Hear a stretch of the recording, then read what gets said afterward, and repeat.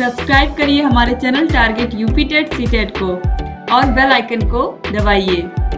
Hello friends, मैं रेनू स्वागत करती हूँ आप सभी भावी अध्यापक एवं अध्यापिकाओं का आपके अपने channel target UP TET CTET में।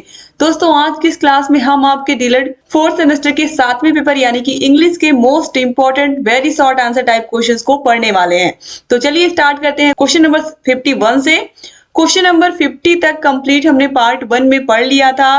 तो यहाँ पर क्वेश्चन नंबर 51 से हम स्टार्ट करेंगे। क्वेश्चन नंबर 51 है, complete the following sentences using the correct form of the verb given in the bracket. The doctor dash after the patient had died. तो यहाँ पर कम लिखा है, इसका सेकेंड फॉर्म आएगा came. तो the doctor came after the patient had died, यानी कि पेशेंट यानी कि जो मरीज है उसके मरने के बाद डॉक्टर आते हैं। ठीक है, आगे बढ़ेंगे। यहाँ पर क्वेश्चन नंबर 52 है, fill in the gap using the correct form of the verb given in the bracket. Shyam will have left for Mumbai before the rainy season begin.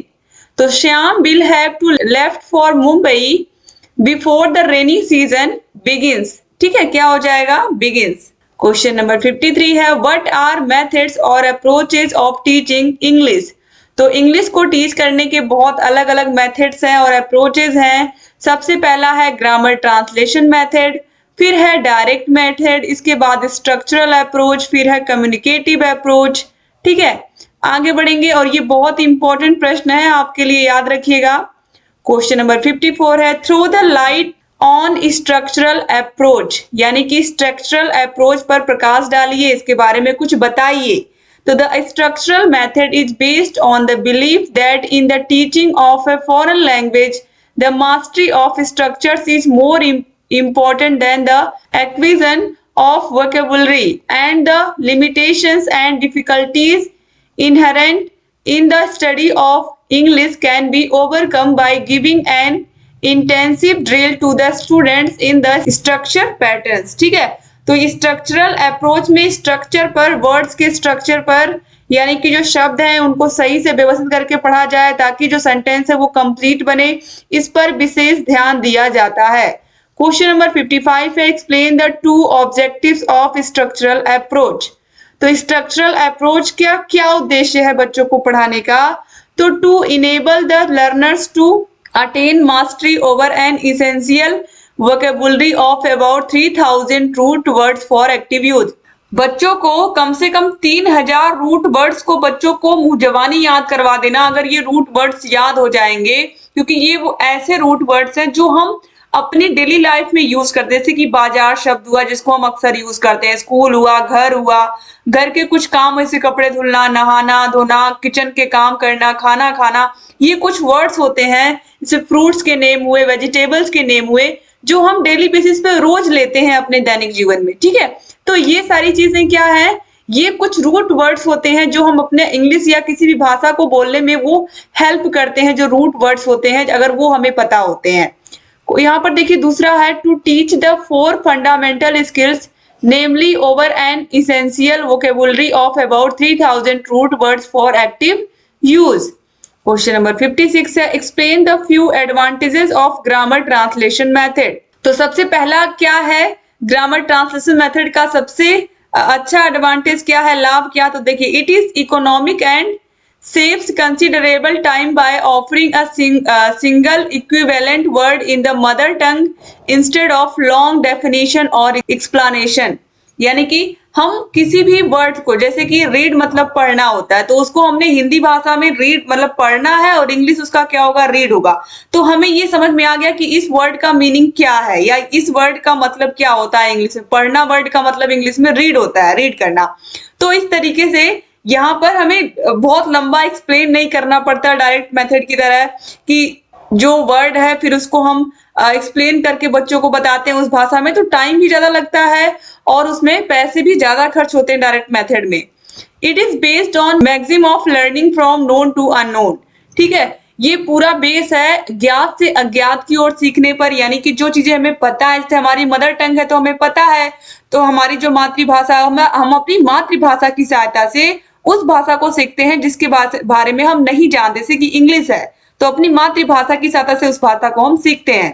Question number 57 है write the definition of complex sentences with examples. तो definition of complex sentences, such a sentence having one main class at least one subordinate class is called a complex sentence. He goes when I come, यानी कि जब मैं आता हूँ वह चला जाता है। क्वेश्चन नंबर 58 है write the definition of compound sentences with example. तो डेफिनेशन ऑफ कंपाउंड सेंटेंस क्या होगा? Such a sentence having two or more main clauses is called compound sentence. ठीक है, तो यहाँ पर अभी आपने देखा ही है सेम वही क्वेश्चन यहाँ पर फिर से यहाँ पर देखिए, ये कॉम्प्लेक्स सेंटेंस था और ये कंपाउंड सेंटेंस यहाँ पर पूछा। ठीक है, तो कॉम्प्लेक्स सेंटेंस का आपने देखा ही कि such a sentence having one main clause at least one subordinate clause is called a complex sentence. ठीक है, तो ही गोज व्हेन आई कम। और यहाँ पर देखिए ये कंपाउंड सेंटेंस पूछ रहा है, right a definition of compound sentence. तो कंपाउंड सेंटेंस में क्या होता है? सच a sentence having two or more main classes is called compound sentence। तो compound sentences में सब मेन होते हैं, लेकिन जो कॉम्प्लेक्स होता है उसमें एक मेन क्लास होता है, एक प्रिंसिपल क्लॉज होता है, बाकी सब ऑर्डिनेट क्लासेस होते हैं उसके। ठीक है, तो यहाँ पर आपको समझ में आ गया होगा। तो इसका यहाँ पर हम देख लेते हैं, he goes and I come। ठीक है, तो एंड आई कम, इसको देखिए हमने एंड से जोड़ा है, इस सेंटेंस को कंपाउंड को हमने एंड से जोड़ा है। he goes and I come। Question number 59 है write the meaning of commands and request. तो the meaning of command is order and the request is asked respectfully. किसी से हमें कोई चीज अगर हमें कहनी होती है तो वो रिस्पेक्टफुली हम कहते हैं तो अच्छा लगता है, लेकिन अगर किसी को हम कमांड देते हैं, ऑर्डर देते हैं, तो जरूरी नहीं कि सामने वाले को हमारा ऑर्डर अच्छा ही लगे। तो हमें अभी हमेशा अपनी बातों को किसी से भी कहने से पहले थोड़ा सा मैनर जरूर रखना चाहिए अपनी लैंग्वेज में। क्वेश्चन नंबर 60 है what do you mean by tense. तो any of the forms of a verb which may be used to show the time of an action, यानी कि कोई काम कब हो रहा है, हो चुका है पास्ट में, या होने वाला है, या होगा। तो the time of an action, इसके बाद देखिए अ स्टेट और an event can be called a tense, यानी कि कोई भी काम कब हो रहा है, कब हो चुका है या कब होगा, इसके बारे में जो हमें जानकारी देता है वही होता है टेंस। ठीक है, क्वेश्चन नंबर 61 है which the form of verb used in past indefinite tense. तो पास्ट इंडेफिनिट या पास्ट सिंपल पास्ट टेंस में हम वर्ब की सेकंड फॉर्म का यूज करते हैं। तो देखिए second form of verb. Question number 62 है which form of verb used in past perfect tense. तो पास्ट परफेक्ट टेंस में हम हैड के साथ वर्ब की थर्ड फॉर्म का यूज करते हैं। ठीक है, तो third form of verb used in past perfect tense, केवल कौन सी फॉर्म यूज होती है पास्ट परफेक्ट टेंस में? तो वर्ब की थर्ड फॉर्म यूज होती है। क्वेश्चन नंबर 63 है write the definition of preposition. तो प्रीपोजिशन किसे कहते हैं? तो preposition is a word placed और अ नाउन और a pronoun to show the relation between noun और pronoun and some other words in the sentence. आगे पढ़ेंगे question number 64 what do you mean by a description based on picture. A picture is a great stimulant, it unlocks your memory, triggers of your imagination and opens up your store of ideas. When you see a picture, it flashes back to your memory, which may hold a similar image of that picture. Thus, the picture makes you a remember and tells you of many things. जैसे आपके बचपन की बहुत सारी तस्वीरें होंगी और हर तस्वीर के पीछे कुछ ना कुछ आपकी यादें जुड़ी होंगी. But there could be pictures that do not help you to react. You think hard.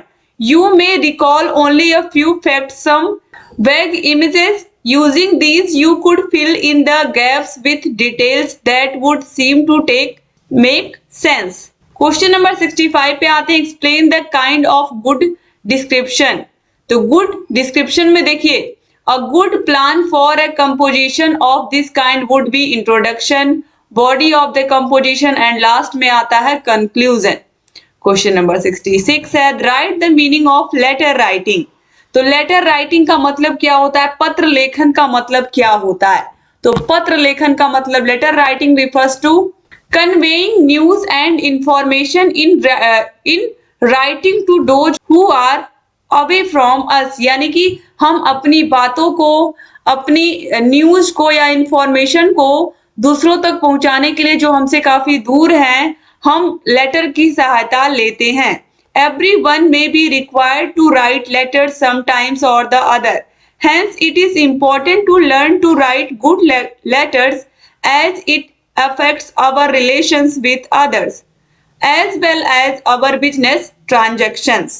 Question number 67 पे आते हैं। Name the types of letter. Basically, letters are in two types. पहला है friendly और informal letters, दूसरा है business और formal letters. Question number 68 पे आते हैं। Discuss the two characteristics of a good lesson plan.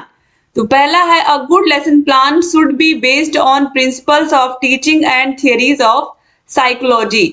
फिर है दूसरा a good lesson plan must follow a standardised format. Question number 69 पे आते हैं। Explain the formats of good lesson plan. तो पहला है the popular formats are the following. तो पहला है हर्बर्टियन अप्रोच, दूसरा है मॉरिसन अप्रोच और यूनिट अप्रोच, तीसरा है इवेल्युएशन अप्रोच और ब्लूम्स अप्रोच, चौथा है RCEM अप्रोच और पांचवा है NCERT और इलेक्ट्रिक अप्रोच। ठीक है। क्वेश्चन नंबर 70 है। Name the advantage of lesson plan. Lesson plan जो बनता है उसके क्या एडवांटेजेस होते हैं। तो अगर हम बच्चों को पाठ योजना बना करके पढ़ाते हैं तो उससे क्या फायदा होता है। The teacher puts equal emphasis on different parts of the plan which reduces the possibility of over emphasising और ignoring a particular aspect of lesson. अलग अलग जैसे प्रस्तावना होता है, फिर श्यामपट्ट कौशल होता है, फिर गृह कार्य होता है। बच्चों को कब क्या कौन से चैप्टर में क्या पढ़ाना है, आज कैसे क्या बच्चों को गृह कार्य देना है, कैसे कॉपी चेक करनी है, ये सारी चीजें पहले से हमने पूरा प्लान करके रखा होता है उस उतने पर्टिकुलर टाइम में, तो अच्छे से हम मैनेज कर पाते हैं उस समय को। The teacher becomes confident, self reliance and successful in achieving the AIIMS. Question number 71 है। Combine the following sentences into compound sentence. तो देखिए, he was marked absent, he was turned out of the class. तो देखिए, he was marked absent as well as turned out of the class. उसे absent भी कर दिया गया, इसके अलावा उसे क्लास से बाहर भी निकाल दिया गया। ठीक है। इसके अलावा एक तरीके से और भी इसको हम बना सकते हैं। He was not only marked absent but also turned out of the class. Question number 72 है। Combine the following sentences into compound sentence. We went to Calcutta last year. We stayed there for 2 days. तो we went to Calcutta last year and stayed there for 2 days. Compound बदलना था तो and ऐसे जोड़ करके हमने इसको बना दिया। क्वेश्चन नंबर 73 है। Combine the following simple sentence into compound sentence. He is poor dash he is honest. He is poor yet he is honest. तो येट से जोड़ दिया इसको हमने कंपाउंड में कन्वर्ट करने के लिए। क्वेश्चन नंबर 74 है। Combine the following sentences in complex sentence. You are a thief. It's known to all. ये पूरा का पूरा सेंटेंस है। तो that you are a thief is known to all. That you are a thief it's known to all. ठीक है, आगे बढ़ते हैं। क्वेश्चन नंबर 75 है। Combine the following sentences into complex sentences. Gandhi ji was shot dead. The news spread all over the country like a wildfire. यानी कि ये खबर जंगल में आग की तरह फैल गई पूरे देश में कि गांधी जी की हत्या हो गई है, गांधी जी को शूट कर दिया गया है। The news that Gandhi ji was shot dead spread all over the country like a wildfire. ठीक है, आगे बढ़ते हैं। क्वेश्चन नंबर 76 है। Transform the following compound sentence into complex sentence. Aditya is a rich man but he is not honest. तो Aditya is not honest although he is a rich man. ये change हो जाएगा कॉम्प्लेक्स सेंटेंस में। Question number 77 है। Transform the following complex sentence into compound sentence. When the sun set we returned home, तो the sun set and we returned home। इसको आपने बहुविकल्पी प्रश्न में, यानी कि जो आपके मल्टीपल चॉइस क्वेश्चन है उसमें भी इसको आपने देखा होगा। क्वेश्चन नंबर 78 है। Change the following assertive sentence into interrogative sentence. तो Tagore was a great poet. तो was Tagore not a great poet, ये हो जाएगा इंट्रोगेटिव सेंटेंस में। क्वेश्चन नंबर 79 है। Change the following assertive sentence into interrogative sentence. Everybody likes to become great. ठीक है, तो इसको हम चेंज करेंगे इंट्रोगेटिव सेंटेंस में, तो who doesn't like to become great, कौन नहीं चाहता कि वो ग्रेट बने अपने लाइफ में। लास्ट क्वेश्चन यहाँ पर अब लगभग आने वाले हैं दोस्तों, तो आप सारे क्वेश्चंस को बिल्कुल ध्यान से देखिए। क्वेश्चन नंबर 80 है, fill in the blanks with the correct form of verb given in the brackets, use simple past, past और present perfect, which never is suitable.